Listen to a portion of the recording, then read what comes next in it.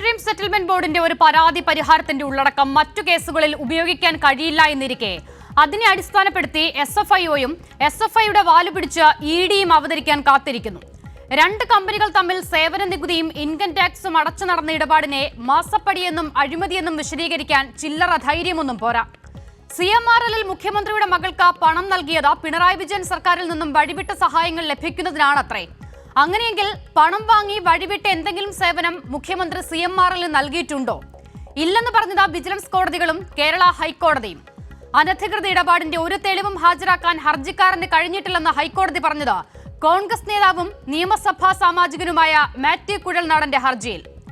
കരിമണൽ ഖനനം സ്വകാര്യ മേഖലയിൽ അനുവദിച്ച ആദ്യത്തെയും അവസാനത്തെയും മുഖ്യമന്ത്രി AK ആന്റണിയാണെന്നിരിക്കലും 197 കോടി രൂപയുടെ കണക്കുമായി വന്ന 195 കോടിയും മറന്ന പണം വാങ്ങിയ കോൺഗ്രസ് ലീഗ് നേതാക്കളെ കണ്ടില്ലെന്ന് പോലും നടിച്ച ദില്ലി ഹൈക്കോടതി ഉത്തരവിനെ മറികടന്ന് മുഖ്യമന്ത്രിയുടെ മകൾ പ്രതിയെന്ന വാർത്താ തലക്കെട്ടുകൾ സൃഷ്ടിച്ചത് ആരാണ്, ആർക്കുവേണ്ടിയാണ്? തെരഞ്ഞെടുപ്പ് അടുത്തിരിക്കെ നടക്കുന്ന നാടകങ്ങൾക്ക് വീണയിലൂടെ ലക്ഷ്യമിടുന്നത് പിണറായിയെയും അതിലൂടെ CPIMനെയുമോ?